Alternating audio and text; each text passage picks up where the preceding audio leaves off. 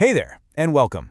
Today, we're diving into Eckankar. It's a modern spiritual path that's really captured the attention of seekers all over the globe. You know, this is a path that's less about old-school dogma and all about having your own direct, personal experiences. Okay, let's get right into it. So this really gets us to the core question, one that humanity has asked forever, right? What is the soul's journey? Eckankar basically offers its own unique map for that very personal quest. So here's how we're going to break it all down. We'll start with the big picture, a path of the soul. Then we'll look at its modern origins. After that, we'll get into the core beliefs, the light and sound. From there, we'll see how those beliefs are put into practice with the spiritual exercises. And finally, we'll talk about the end goal, a journey home. All right, first things first. Before we get into all the nitty-gritty details, let's just get a handle on the big picture. What exactly is Eckankar? Okay, so what is Eckankar in a nutshell? Well, it's a spiritual movement that got its start in the 20th century. And the key phrase to remember here is direct personal experience. It's really about giving people the tools and the teachings to go explore the spiritual realms for themselves instead of just relying on what someone else tells them to believe. Okay, so where did this all come from? Let's jump into its more modern history, because the context here is super important to understanding the whole thing. So it all kicked off back in 1965 with the founder, Paul Twitchell. After he passed away, the leadership, well, it passed to Darwin Gross. And then, since 1981, Harold Klemp has been the living Eckmaster. He's the spiritual guide, also known by this title, the Mahanta. This idea of a living master is a really central part of Eckankar's structure. And you know, even though its spiritual headquarters is this really incredible-looking temple of ECK in Minnesota, this thing is global. I mean, we're talking a presence in over 120 countries, with different centers and study groups. So yeah, it's definitely a worldwide movement. All right, so we've got the who, when, and where. Now let's get into the what. This is the really juicy stuff, the core ideas that make up the very heart of Eckankar's teachings. This is the spiritual framework itself. Okay, let's start with the absolute foundation, the soul.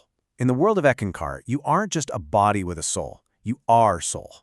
That's your true self. And this soul is seen as this eternal, divine spark from God on this epic journey of growth and learning that spans a whole lot of lifetimes. So what's the source of everything? In Eckankar, they call it Sugmad. Think of it as their term for God, or the divine source, but it's bigger, you know? It's this vast, unknowable reality that's totally beyond any labels or forms we could possibly put on it. Okay, so if you're a soul and the divine source is Sugmad, how do you connect the two? Well, that's where the ECK comes in. Think of it like a divine river, a current of life that flows from God to absolutely everything, including you. It's often described as an audible stream, something you can experience as light and sound. And this quote just nails it. The whole point is that God isn't some far-off idea you just have to believe in. It's something you can actually experience. You can perceive it through your inner senses, as both light and as sound.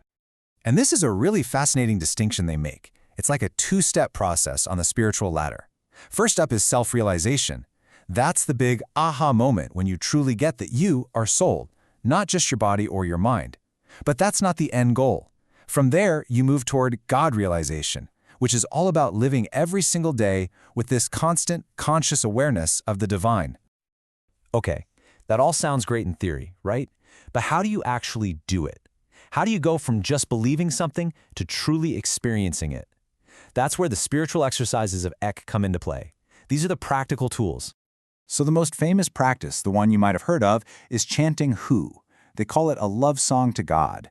It's actually super simple. You just find a quiet spot, get comfy, take some deep breaths, and then you begin to sing Who, like the name Hugh, on a long out-breath. You do this for about 15 or 20 minutes, and the idea is that it helps open your heart and tune you into that divine current, the Eck. And the Who chant is just the beginning. There's a whole toolkit of other practices. You've got soul travel, which is this idea of consciously shifting your awareness to explore inner worlds. Then there's dream work, which is all about seeing your dreams as a source of spiritual guidance. And of course, these are backed up by contemplation, study, and simple acts of service. All right, let's get to our last section. We've seen the history, the beliefs, the practices, but what's it all for? What's the ultimate goal here? And the answer is pretty incredible.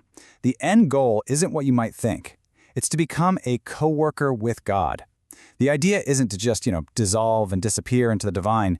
It's about becoming a fully aware, conscious being who gets to actively and lovingly participate in the whole cosmic show. Now, in the spirit of a full picture, it's important to touch on a few points of discussion that you'll find out there. For instance, some of the founders' historical accounts have been looked at pretty closely by researchers. And you have to remember, this path is built on personal, inner experiences, which are, well, they're subjective by nature. For anyone on this path, it's really a dance between trusting your own inner compass and following the guidance of the spiritual master. This quote right here, it just sums up the whole journey beautifully, doesn't it? It paints this picture of the soul starting out as this little divine spark, journeying through lifetimes, and then, slowly but surely, through practice, it starts to wake up. It's really the whole story in a nutshell. So, if there's one thing to take away from all of this, it's this. Eckankar is at its heart a structured system, a set of tools designed for anyone out there who's looking to have their own direct, personal spiritual experiences. And that really brings us to a final question, something that just kind of chew on. No matter what your personal beliefs are, this idea of a journey home is something that resonates pretty deeply with a lot of us. So we'll leave you with this. What does it mean for you to find your own path home?